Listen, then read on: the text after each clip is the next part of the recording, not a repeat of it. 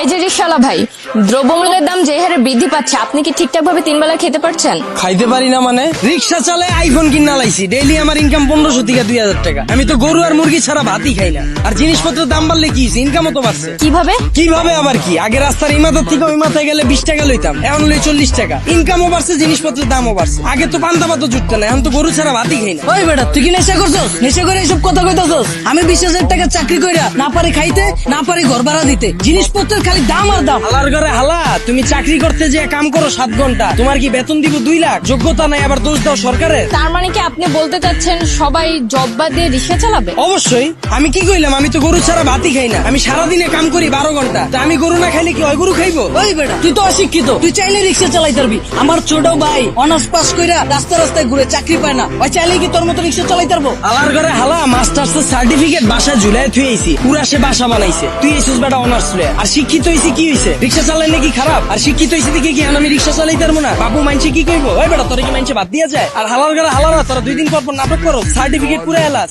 Honours masters pass করছো টাল্টিবেল্টি করে, চাকরি পাবি কইতে? যারা পাওয়ার হেরা পায়, এরা নিজেরা ওইভাবে তৈরি করে। তোরা 10 লাখ বেকার ঘুরো স্কিল লিগা, সরকারের দোষ দা স্কিল লিগা। তোরা যখন বুঝছস যে তগরে দিয়া পড়ালে হইব না, করতে গেছিস কে জোর কইরা? ও বুঝছি, সার্টিফিকেটের লেগা না? বিয়ার সময় যেন কইতে পারো যে আমি গ্রাজুয়েট, আমি ইঞ্জিনিয়ার, আমি শিক্ষিত। বন্ডামি বাদ দিয়া তোর বাইরে রিক্সা লয়ে বেরিতে। তার মানে আপনি কি বলতে চাচ্ছেন, আপনি নিজেও অনার্স মাস্টার্স কমপ্লিট করছেন, কিন্তু নিজেকে ওইভাবে তৈরি করতে পারেননি, যার কারণে আপনার জব হয়নি? হ্যাঁ অবশ্যই, মিছা কথা কমুকে। আমি নিজের ওইভাবে তৈরি করিনি, আমি জবও পাইনি, আমি রিক্সা চালাই না শুরু করছি। আর এই যে 10 লাখ বেকার ঘুরতেছে, একটাও কি বুকে হাত দিয়ে কইতে পারবো নিজে সর্বোচ্চ চেষ্টা করছে? আর এই যে 10 লাখ বেকার ঘুরতেছে, একটা বুকে হাত দিয়ে কইতে পারবো নিজে করে ওইভাবে তৈরি করছে, নিজে করে সর্বোচ্চ চেষ্টাটা করছে, তাও চাকরি পায় নাই? সারা রাত খেলছে কার্ড, সারাদিন গার্লফ্রেন্ডের সময় দিছে, ওরা চাকরি পাইবো কইতে? যারা পাওয়ার হেরা পায়। আর গ্রাজুয়েশন কমপ্লিট করছিস ভালো কথা, বইয়ের ব্যবসা কর, উদ্যোক্তা হ, ঝুঁকি ল, হাজার মানুষের লেগে রাস্তা খোল, এসব বন্ডামি বাদ দে। কিন্তু বাংলাদেশের মতো এরকম গরিব দেশে দ্রব্যমূল্যের দাম বাড়াটা কি স্বাভাবিক? ভাই খারাপ। এই দেশ গরিব দেশ কেটা কইছে আপনাদের? এই দেশে 150,000 কোটি টাকার সিগারেটই বিক্রি হয়। বিশ্বের ভিতরে 5 নাম্বার বিড়িখোর বাংলাদেশ।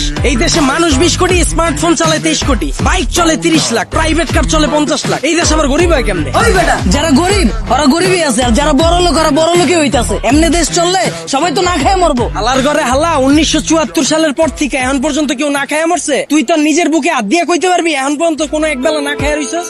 হালার ঘরে হালা, 3 বেলা তো ভাত খাসি, লগে আবার বিকালের নাস্তাও মারা। আর যে কস জিনিসপত্রের খালি দাম বাড়তাছে, খামু কেমনে? জিনিসপত্রের দাম বাড়লে খাস কে, কিনস কে? বুঝে আমারে? তাহলে কি আপনি বলতে চাচ্ছেন সাধারণ মানুষ না খেয়ে থাকবে? এনে আপনি আবার সাধারণ মানুষ কই পেলেন? এনে তো সবাই অসাধারণ। আমরা সবাই বাংলাদেশি, আমরা সবাই এক। একটা জিনিসের যদি দাম বাড়ে, আমরা যদি এটা খাওয়া বা ব্যবহার করা বন্ধ করে দিই, দেখি ব্যবসায়ীরা কার কাছে বেচে।